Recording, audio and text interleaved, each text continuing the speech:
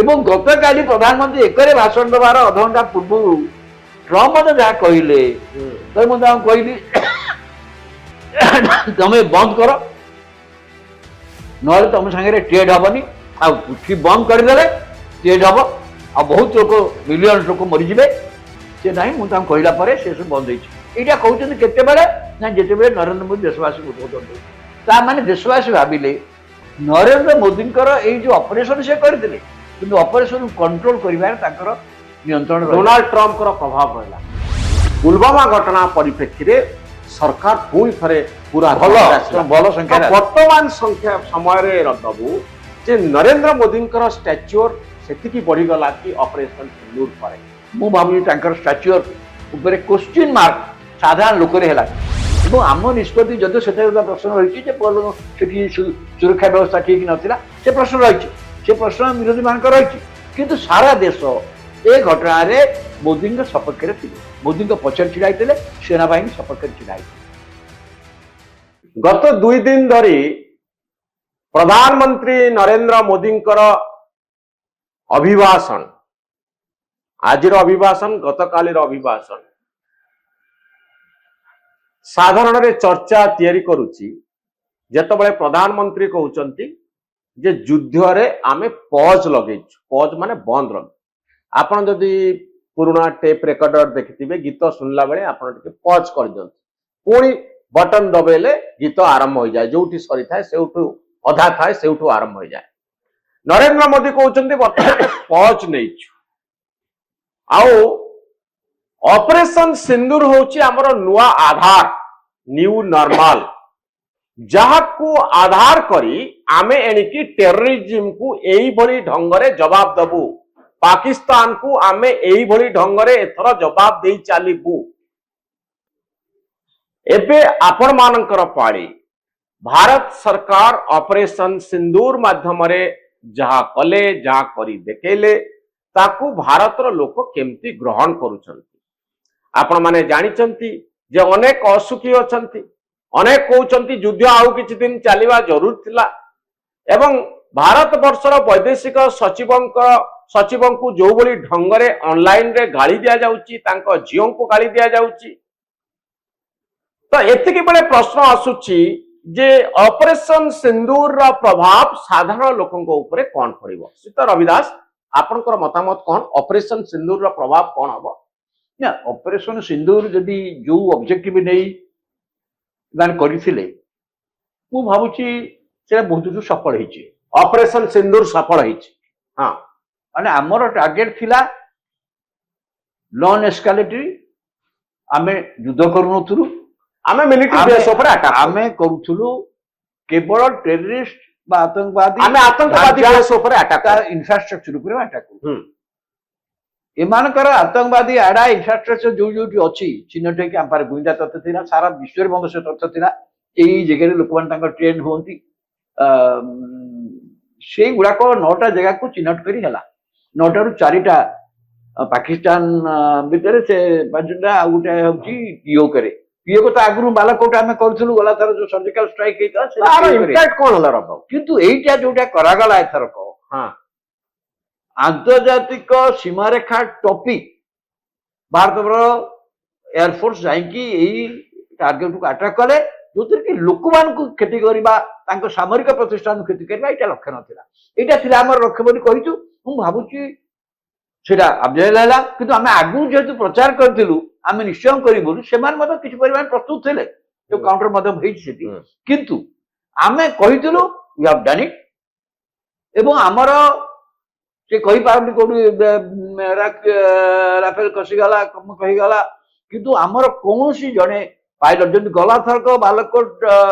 Surgical ଷ୍ଟ୍ରାଇକରେ ଆମର ଜଣେ pilot ସେଠି ଧରା ହେଇଥିଲେ ଏଥର କେହି ହେଇନାହାନ୍ତି ଆର ପ୍ରଭାବ ଲୋକ ଏବଂ ବହୁ ଲୋକଙ୍କ ସହିତ କଥା ହଉଛନ୍ତି ରବାବୁ ସକାଳୁ ରାତି ପର୍ଯ୍ୟନ୍ତ ସକାଳୁ ଠାରୁ ଇଭିନିଂ ଲୋକମାନଙ୍କ ଭିତରେ ଏଥିପାଇଁ ପ୍ରବଳ ଉତ୍ସାହ ଥିଲା ଖାଲି ନୁହେଁ ସାରା ଭାରତ ବର୍ଷରେ ଦଳ ମତ ନିର୍ବିଶେଷରେ ସମସ୍ତେ ଏ କାର୍ଯ୍ୟକୁ ସମର୍ଥନ କରିଥିଲେ ଏବଂ ପୁରା ସମର୍ଥନ ଯୋଗାଇଥିଲେ ସରକାରଙ୍କୁ ଆଉ ସେନାବାହିନୀ ତ ମୋଦିଙ୍କର ଷ୍ଟାଚ୍ୟୁର ଏଥିରେ ବଢିଗଲା କି କିନ୍ତୁ ଅପରେସନ ସିନ୍ଦୁର ଚାଲିଥିଲା ଭିତରେ ଆପଣ ଦେଖୁଛନ୍ତି ପାକିସ୍ତାନ ପକ୍ଷରୁ ଯୋଉ କାଉଣ୍ଟର ଆଟାକ୍ କରାଗଲା ଏବଂ ଯୋଉଥିରେ କି ଆମର ଅନେକ ଜନଜୀବନ ମଧ୍ୟ ନଷ୍ଟ ହେଇଛି ଏବଂ ଭାରତ ମଧ୍ୟ ପାଲଟା କରିବାକୁ ବାଧ୍ୟ ହେଲା। କିନ୍ତୁ ପାଲଟା କରିବା ଭିତରେ ତାଙ୍କର ଯେତିକି କ୍ଷତି ହେଇଥିଲା ସେଥିରେ ମଧ୍ୟ ଲୋକମାନେ ଖୁସି ଥିଲେ ଯେ ଯାଇ ପାକିସ୍ତାନ ଜାଣୁ ଏବଂ ସାରା ବିଶ୍ୱ ବି ଦେଖୁ ସେଥିରେ କୌଣସି ଯୁଦ୍ଧ ହେଇନଥିଲା। କିନ୍ତୁ ସିଏ ଯେହେତୁ କଲେ ଡ୍ରୋନ୍ ଆଉ କ୍ଷେପଣାସ୍ତ୍ରରେ ଭାରତ ମଧ୍ୟ ନିଜସ୍ୱ କ୍ଷେପଣାସ୍ତ୍ର ସାହାଯ୍ୟରେ ଡ୍ରୋନ୍ ସାହାଯ୍ୟରେ କଲା। ସେଥିରେ ପାକିସ୍ତାନର ଯୋଉ ଧରଣ କ୍ଷତି ହେଲା ପର୍ଟିକୁଲାର ତାଙ୍କର ନ୍ୟୁକ୍ଲିୟର ଏଷ୍ଟାବ୍ଲିଶମେଣ୍ଟ ଯୋଉଟା କହୁଛନ୍ତି ତାର ରନୱେ ଯୋଉଟା ମାନେ ନ୍ୟୁକ୍ଲିୟର ନବା ପାଇଁ ଯୋଉ ସେଇଟା ମଧ୍ୟ ନଷ୍ଟ ହେଇଯିବା। ତ ଏଥିରେ ଲୋକ ମୋଦି ଭାବୁଛନ୍ତି କି ମୋଦିଙ୍କ ଯୋଗୁଁ ଏସବୁ ସମ୍ଭବ ହେଲା ଆଉ ନରେନ୍ଦ୍ର ମୋଦିଙ୍କ ଷ୍ଟାଚ୍ୟୁର ଭାରତରେ ଏଇଟା ବହୁତ କିନ୍ତୁ ଆମକୁ କ୍ଷତି ସହିଗଲା। ସେତିକି ବେଳେ ଏଇ ଯୋଉ ଘଟଣା ଆମେ କରିଥିଲୁ ଆମେ ତ କାହାକୁ ପଚାରି କରିନଥିଲୁ। ଆମର ଏଇଟା ଆଗରୁ ଏଇ ଯୋଉ ନୂଆ ଡକ୍ଟ୍ରିନଟା ବର୍ତ୍ତମାନ ମୋଦି ସରକାର ଦେଲେ ନ୍ୟୁ ଡକ୍ଟ୍ରିନ ଯୋଉ ନ୍ୟୁ ନର୍ମାଲ ଆପଣ କହୁଛନ୍ତି ସେଇଟା କାର୍ଯ୍ୟକାରୀ କଲା ବେଳେ ଅସ୍ତ୍ର ବିରତି ସଂକ୍ରାନ୍ତରେ ପ୍ରଥମ ଘୋଷଣା କୋଉଠୁ ଆସିଲା? ଡୋନାଲ୍ଡ ଟ୍ରମ୍ପ କରୁଛନ୍ତି। ସେ କିଏ? ଡୋନାଲ୍ଡ ଟ୍ରମ୍ପ କୋଉଭଳି ଭାବରେ କୋଉ ସାହସରେ ଯଦିଓ ପ୍ରଧାନମନ୍ତ୍ରୀଙ୍କ ବକ୍ତବ୍ୟରେ ଡୋନାଲ୍ଡ ଟ୍ରମ୍ପଙ୍କ ନାଁ ସେ କୋଉ ନଉନାହାନ୍ତି ନନେଲେ ମଧ୍ୟ ଆମେ ଦେଖିଲୁ ସେ ଆସିଲା ସେ କହୁଛନ୍ତି ତାଙ୍କର ଭାଇସ୍ ପ୍ରେସିଡେଣ୍ଟ ତାଙ୍କ ବୈଦେଶିକ ବୈଦେଶିକ ମନ୍ତ୍ରୀ କହୁଛନ୍ତି ଦେଶରିକା ସଚିବ କହୁଛନ୍ତି ସେମାନେ ଯୋଉ ଯୋଉ ଭୟ ଭୟରେ କହିଦେଇ ଗଲେ ଯେ ଦୁଇ ଦେଶ ପରେ ନ୍ୟୁକ୍ଲିୟର ହେଇଥିଲା ଆମେ ତାକୁ ଅଟକେଇଦେଲୁ। ଏବଂ ଗତକାଲି ପ୍ରଧାନମନ୍ତ୍ରୀ ଏକରେ ଭାଷଣ ଦେବାର ଅଧଘଣ୍ଟା ପୂର୍ବରୁ ଟ୍ରମ୍ପ ମଧ୍ୟ ଯାହା କହିଲେ ତ ମୁଁ ତାଙ୍କୁ କହିଲି ତମେ ବନ୍ଦ କର ନହେଲେ ତମ ସାଙ୍ଗରେ ଟ୍ରେଡ୍ ହବନି। ଆଉ ବନ୍ଦ କରିଦେଲେ ଟ୍ରେଡ୍ ହବ ଆଉ ବହୁତ ଲୋକ ମିଲିୟନ ଲୋକ ମରିଯିବେ। ସେ ନାହିଁ ମୁଁ ତାଙ୍କୁ କହିଲା ପରେ ସେ ସବୁ ବନ୍ଦ ହେଇଛି। ଏଇଟା କହୁଛନ୍ତି କେତେବେଳେ ନା ଯେତେବେଳେ ନରେନ୍ଦ୍ର ମୋଦି ଦେଶବାସୀଙ୍କୁ ଉଦ୍ବୋଧନ ଦଉଛନ୍ତି। ତା ମାନେ ଦେଶବାସୀ ଭାବିଲେ ନରେନ୍ଦ୍ର ମୋଦିଙ୍କର ଏଇ ଯୋଉ ଅପରେସନ ସେ କରିଥିଲେ କିନ୍ତୁ ଅପରେସନ କଣ୍ଟ୍ରୋଲ କରିବାରେ ତାଙ୍କର ନିୟନ୍ତ୍ରଣ ଡୋନାଲ୍ଡ ଟ୍ରମ୍ପଙ୍କର ପ୍ରଭାବ ରହିଲା। এইটাকু ভারতবাসী কারণ ভারত সেই সাহস ଭାରତ ଲୋକ 1971 ଅପୋଜିସନ ମଧ୍ୟ ସେଇ କ୍ଷେତ୍ରରେ ପ୍ରଶ୍ନ ଉଠାଉଛି। 1971 କଥା ଲୋକମାନେ କହି ଯୋଉ ଇନ୍ଦିରା ଗାନ୍ଧୀଙ୍କ କଥା ଆସିଲା ଦେଖୁଛନ୍ତି ଅନଲାଇନରେ ଇନ୍ଦିରା ଗାନ୍ଧୀ ଆଉ ନରେନ୍ଦ୍ର ମୋଦିଙ୍କ ସେଇ ସକାଶେ ଆସିଲା। ଇନ୍ଦିରା ଗାନ୍ଧୀଙ୍କୁ ମଧ୍ୟ ସେତେବେଳେ ଆମେରିକା 7 ଫ୍ଲିଟ୍ ପଠେଇ ଧମକ ଦେଇଥିଲେ ମଧ୍ୟ ଇନ୍ଦିରାଙ୍କର 7 କଣ 8 କଣ 9 ଫ୍ଲିଟ୍ ପକା କିନ୍ତୁ ଆମେ we have taken the subject Bangladesh ଲୋକମାନଙ୍କୁ ଏଇ ଯୋଉ ପାକିସ୍ତାନ ସେମାନଙ୍କର ଅତ୍ୟାଚାର ମୁକ୍ତ କରିବା ପାଇଁ ଲିବରେସନ ପାଇଁ ଆମେ ଗୋଟେ ଟାର୍ଗେଟ ନେଇଛୁ ୱିଲ୍ ଆଚିଭ୍ ଦ୍ୟାଟ୍ ଟାର୍ଗେଟ। ତେଣୁ ଏଇ ଯୋଉ କଥାଟା ଆମେ ମଧ୍ୟ ଏଇଟା ଚାହୁଁଥିଲୁ ଏବଂ ଯଦି ବି ହେଇଥାନ୍ତା କାଲି ଯଦି ପ୍ରଧାନମନ୍ତ୍ରୀ କହିଛନ୍ତି ସେମାନେ କହିଛନ୍ତି ପୁରା କରିବେନି ଆଶ୍ୱାସନା କିନ୍ତୁ କୋଉଠି ଆଶ୍ୱାସନା ଦେଲେ କାହାକୁ କହିଲେ କଣ କଥାବାର୍ତ୍ତା ହେଲା ଆମର ସର୍ତ୍ତ କଣ ଥିଲା? କଣ ସର୍ତ୍ତ ରହିବ ନା କିଛି କିଛି ଜଣା ପଇଲାନି କିନ୍ତୁ ସେ କହିଲେ ଆମେ ତାପରେ ବାଧ୍ୟ ହେଇକି ଅର୍ଥବିତ୍ତି କଲୁ। କିନ୍ତୁ ଯଦିଓ ପ୍ରଧାନମନ୍ତ୍ରୀ କୁହନ୍ତୁ ବା ନ କୁହନ୍ତୁ ଏଇଟା ସାଧାରଣ ଲୋକ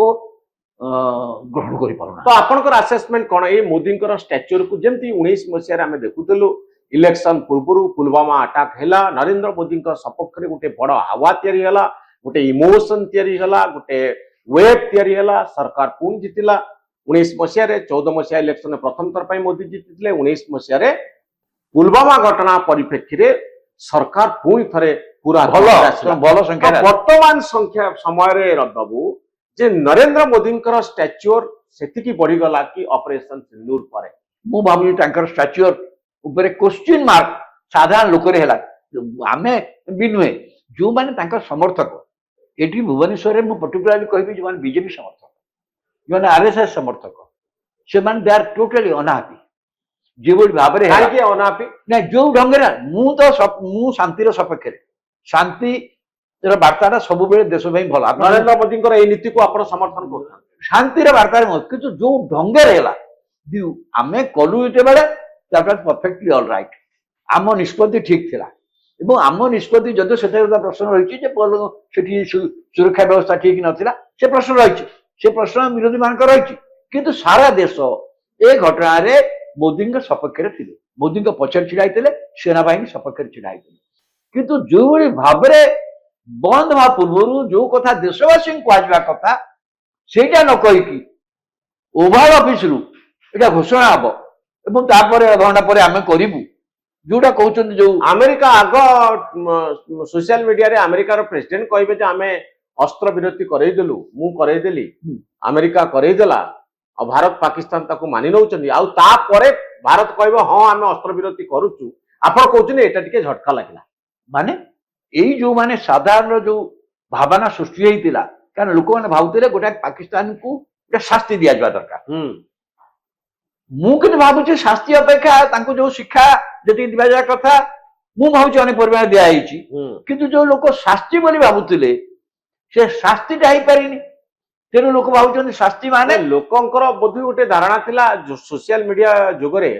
ପ୍ରଚାର ବହୁ ପରିମାଣରେ ହଉଥିଲା ଯେ ପାକ୍ ଅଧିକୃତ କାଶ୍ମୀର ପିଓକେ, ଏଥର ମୋଦି ବୋଧେ ପିଓକେ ନେଇ ଆସୁଛନ୍ତି ଭାରତ ପାଖକୁ। ନାଇଁ ନାଇଁ ମୁଁ ଏବଂ ଆଉ ଗୋଟେ ଚର୍ଚ୍ଚା ଚାଲିଥିଲା ଯେ ବେଲୁଚିସ୍ତାନ ଯୋଉଠି କି ବହୁତ ଜୋରରେ କାଶ୍ମୀର ଭଳି ଏଠି ଯେମିତି ଗଣ୍ଡଗୋଳ ଚାଲିଛି, ବେଲୁଚିସ୍ତାନରେ ବିଦ୍ରୋହୀ ମାନେ ବାହାରିଛନ୍ତି, ପାକିସ୍ତାନ ଆଡମିନିଷ୍ଟ୍ରେସନକୁ କଡା ଟକ୍କର ଦଉଛନ୍ତି, ବେଲୁଚିସ୍ତାନକୁ ବାଂଲାଦେଶ ଭଳିଆ ଗୋଟେ ରାଷ୍ଟ୍ର ବୋଲି ଘୋଷଣା କରିଦେବେ, ଭାରତ ସାହାଯ୍ୟ କରିବ। ତ ଦୁଇଟି ବଡ ଘଟଣା ଉପରେ ନଜର ଥିଲା, ପିଓକେ ଭାରତକୁ ଫେରିବ, ବେଲୁଚିସ୍ତାନ ଆପଣ ଏଇଠି ଟିକେ ଭୁଲ, ଆମର ଏଇଟା ବା ଯୁଦ୍ଧ ହେଇନି। ନା ଏଭଳି ଗୋଟେ ଆଶା ଥିଲା। ଆମର କୌଣସି ଯୁଦ୍ଧ ହେଇନି। ଏଇଟା ମୋର ଆଶା ନୁହେଁ, ଏଇଟା ସୋସିଆଲ ମିଡିଆରେ ଯୁଦ୍ଧ ହେଲେ ତ ମୋବିଲାଇଜେସନ ହବ। ଆମର କଣ ସେ ଆର୍ମି ମୋବିଲାଇଜେସନ ହେଇଛି? ହେଇନି। ଆମର କିଛି ହେଇନି। ଆମେ କିନ୍ତୁ ଯୋଉ କଥା ବାଲାକୋଟ ବେଳେ କରିଥିଲୁ, ଏଇଟା ତାର ଲାର୍ଜର ସ୍କେଲ ଆମେ କରିଛୁ, ଯେ ପାକିସ୍ତାନ ଭିତରେ ମଧ୍ୟ ହବ, ଆନ୍ତର୍ଜାତିକ ସୀମାରେଖା ଡେଇଁକି ମଧ୍ୟ ତମର ଯୋଉଠି ଇନଫ୍ରାଷ୍ଟ୍ରକ୍ଚର ଅଛି, ଟେରରିଷ୍ଟ ଇନଫ୍ରାଷ୍ଟ୍ରକ୍ଚର, ଆମେ ତାପରେ ଆଟାକ କରିବୁ। ଆମେ ଏଥିରେ କୌଣସି କ୍ଷମା ଦେବୁ। ଏବଂ ସବୁଠୁ ବଡ କଥା ଲୋକଙ୍କ ଭିତରେ ବାବୁ, ଲୋକଙ୍କ ଭିତରେ ଗୋଟେ ଆଶା ଥିଲା, ସୋସିଆଲ ମିଡିଆରେ ବଡ ଜୋରରେ ଆକୁ ନେଇକରି ସୋସିଆଲ ମିଡିଆ ନୁହଁ, କେତେକ ଭାରତୀୟ ଗଣମାଧ୍ୟମ ତ କହିଲେ ସବୁ ଦଖଲ ହେଇଗଲା। ମାନେ ସେ ତ ନିଜକୁ ଲଜ୍ଜିତ, ମାନେ ଭାରତୀୟ ଗଣମାଧ୍ୟମ ସାରା ବିଶ୍ୱରେ ନିଜକୁ ଲଜ୍ଜିତ କରିଦେଇছে ଏ ଘଟଣାରେ, ଯେଭଳି ବାରଚାନ ପ୍ରଚାର ଚଲେଇଲେ, ମାନେ ଦିନର ସବୁ ଚାଲେ। ଏଇଟା ଭୁଲ। କିନ୍ତୁ ମୋର କଥା କହୁଛି, ଆଉ ଯେତେବେଳେ ଯୁଦ୍ଧ ବିରତି ଘୋଷଣା, ଅସ୍ତ୍ର ବିରତି କଥା ଘୋଷଣା କରୁଛନ୍ତି ଭାରତର ବୈଦେଶିକ ସଚିବ, ତାଙ୍କୁ ଯୋଉ ଭାଷାରେ ଗାଳି ଦିଆଯାଉଛି, ଆଉ ତାଙ୍କ ଝିଅ ସିଏ କଣ କରୁଛନ୍ତି? ସିଏ କିଏ? ସିଏ ତ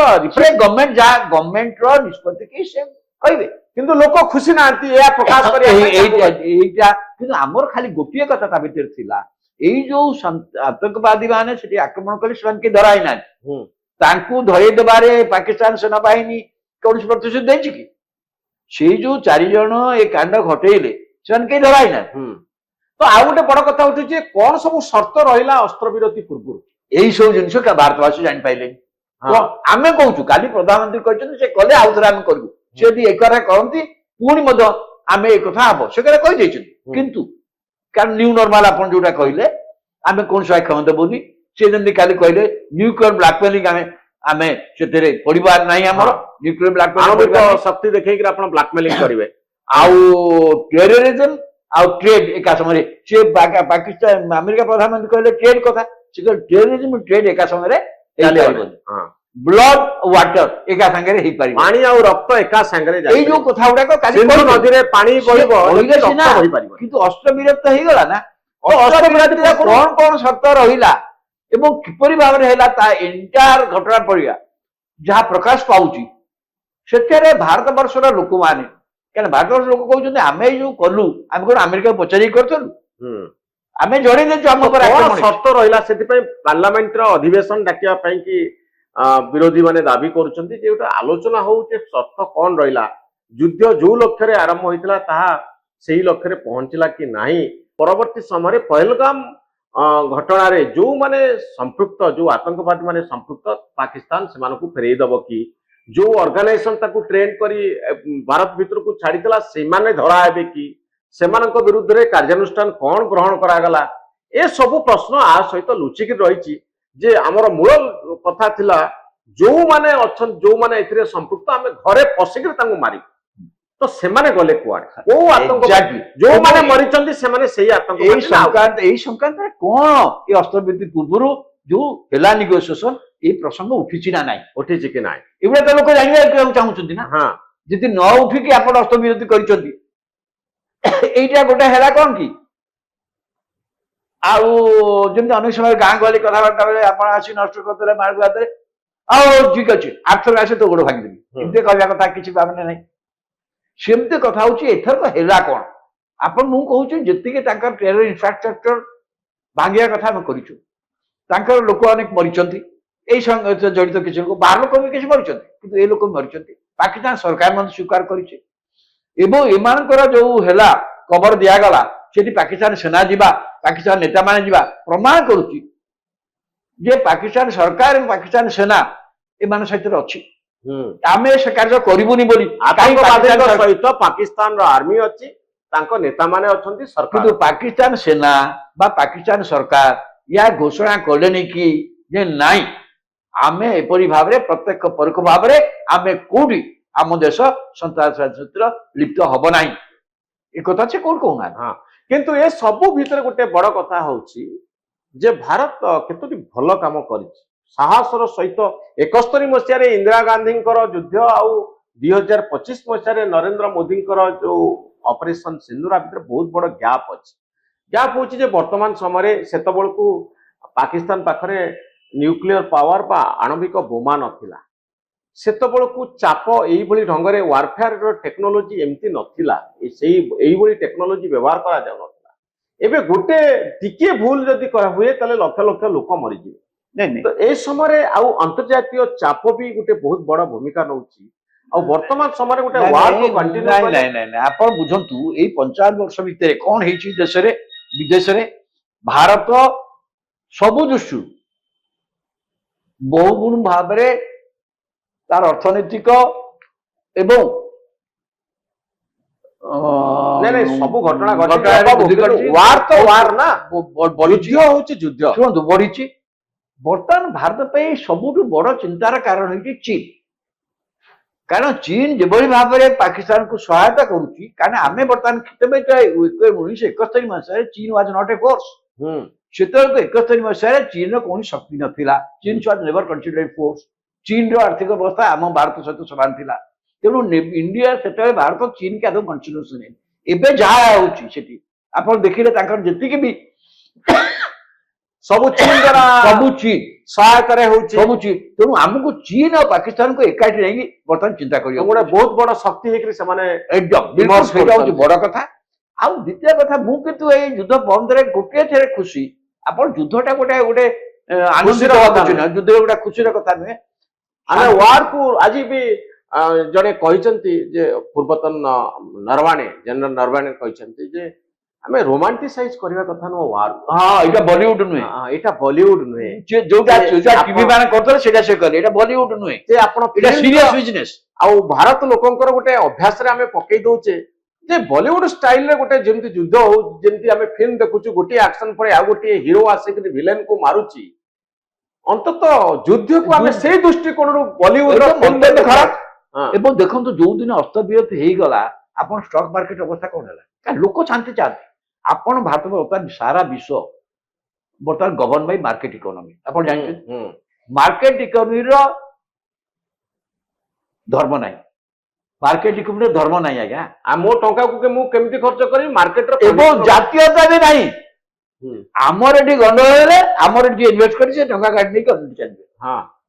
ଗାଜା ୟୁକ୍ରେନ କଣ ଆପଣ ୟୁକ୍ରେନ ଯୁଦ୍ଧ ରୁଷ ୟୁକ୍ରେନ ଯୁଦ୍ଧ ଏବଂ ଗାଜା ସକାଶେ ଏଣ୍ଟାୟାର ୟୁରୋପ ଇକୋନୋମିରେ ଯୋଉ ବର୍ତ୍ତମାନ ମାନ୍ଦାବସ୍ଥା ଅଛି ତାର କାରଣ କଣ ଦିସ୍ ୱାର ବିଟୱିନ ରୁଷ ଆଣ୍ଡ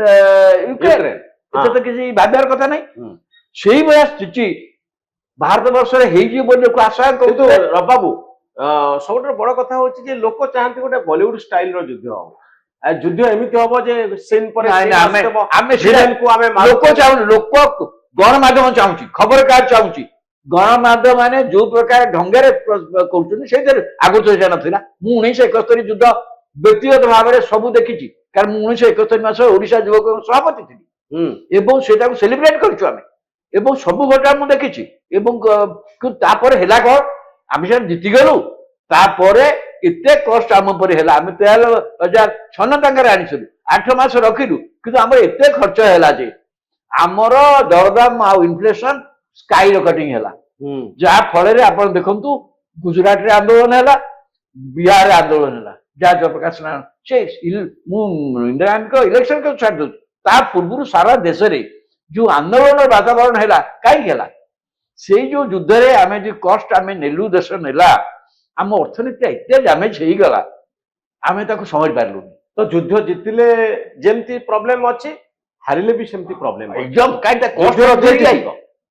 ହାରିଲେ ଯୋଉ କଷ୍ଟ ଜିତିଲେ ବି ସେଇ କଷ୍ଟ ଏକଦମ ବିଲକୁଲ ହଁ। ମୁଁ ସେତେବେଳେ କହୁଛି ଆପଣଙ୍କୁ ଆପଣ ଯୋଉଥିପାଇଁ ଏତେ ବଡ ଯୁଦ୍ଧରେ ଜିତିକି 71 ମସିହାରେ 74 ବେଳକୁ ତା ଦେଶ ବ୍ୟାପୀ ତାଙ୍କ ବିରୁଦ୍ଧରେ ଆନ୍ଦୋଳନ ହେଲା ପରା ହଁ। କାହିଁକି ହେଲା ଯେତେବେଳେ ଲୋକ ଖାଇବାକୁ ପାଇବେନି ଲୋକ 20% ଇନଫ୍ଲେସନ ହବ ଲୋକ କଣ କରିବେ ଲୋକ ସରକାର ବିରୁଦ୍ଧରେ ଯିବେ ସରକାର ବିରୁଦ୍ଧରେ ଯିବେ ତେଣୁ ବର୍ତ୍ତମାନ ସମୟରେ ଯାହା ମୋଦି ଆଗରୁ କହିଥିଲେ ଇଏ ଶତାବ୍ଦୀ ହଉଛି ଏ ସମୟ ହଉଛି ଯୁଦ୍ଧର ଯୁଦ୍ଧର ନୁହେଁ କି ଟେରରିଜିମର ନୁହେଁ terrorism ଏବେ କହୁଛନ୍ତି ଯେ ଯୁଦ୍ଧର ସମୟ ନୁହେଁ କି ଆତଙ୍କବାଦର ସମୟ ମଧ୍ୟ ନୁହେଁ ଏଇଟା ହଉଛି ମୋଦିଙ୍କର ଏଇ ଦୁଇଟି ଶବ୍ଦ ବହୁତ ଯଥାର୍ଥ ମୁଁ ପୂର୍ଣ୍ଣ ସମର୍ଥନ କରୁଛି କାରଣ ଯୁଦ୍ଧଟା ଗୋଟେ କେବେ ହେଲେ ଗୋଟେ କୌଣସି ରାଜ୍ୟ ପାଇଁ କୌଣସି ଲୋକମାନଙ୍କ ପାଇଁ ଗୋଟେ ଗ୍ରହଣ ଆପଣ ଦେଖନ୍ତୁ ଏଇ ଯୋଉ ଯେତିକି ଦିନ ହେଲା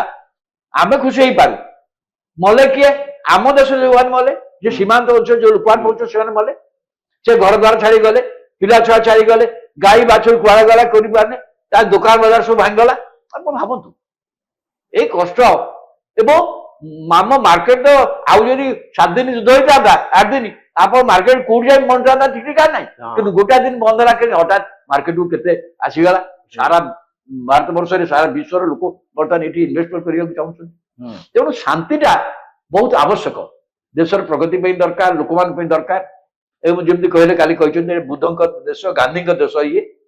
ହଁ ତେଣୁ ଆମକୁ ଯୁଦ୍ଧ ସବୁବେଳେ ଲାଷ୍ଟ ରିସୋର୍ଟ ହିସାବରେ ଗ୍ରହଣ କରିବା ଉଚିତ ଏକ୍ଜାକ୍ଟଲି ଆଉ ବଲିଉଡ ଫିଲ୍ମ ଯେମିତି ଉତ୍ତେଜନା ଆମ ଭିତରେ ଶିହରଣ ଆଣୁଛି ଆଉ ଭାରତ ପାକିସ୍ତାନ ଯୁଦ୍ଧ ସେମିତି ଶିହରଣ ଯଦି ଆଣେ ତାହେଲେ ପରବର୍ତ୍ତୀ ସମୟରେ ଆମକୁ ପସ୍ତେଇବା ପାଇଁ ପଡିବ ଅପରେସନ ସିନ୍ଦୁର କେବଳ ଆ ଭିତରେ ନଷ୍ଟ କରିଛନ୍ତି ଯଦି ସମୁଦାୟ ବାତାବରଣକୁ ନଷ୍ଟ କରିଦେଲେ ସେ ହଉଛନ୍ତି ଡୋନାଲ୍ଡ ଟ୍ରମ୍ପ ଯାହାଙ୍କୁ ମୋଦି ମାଇ ଫ୍ରେଣ୍ଡ ବୋଲି କୁହନ୍ତି ସେ ହିଁ ଏଣ୍ଟାୟାର ପରିବେଶକୁ ଭାରତ ବର୍ଷରେ ନଷ୍ଟ କରି ଲୋକମାନଙ୍କୁ କ୍ରୋଧାନ୍ୱିତ କରିବାର ମୁଖ୍ୟ କାରଣ ସେଟା ମୁଖ୍ୟ କାରଣ ଡୋନାଲ୍ଡ ଟ୍ରମ୍ପ ସାଜିଲେ ବହୁତ ଧନ୍ୟବାଦ ବାବୁ ଆପଣଙ୍କର ମତାମତ ପାଇଁ ବହୁତ ଧନ୍ୟବାଦ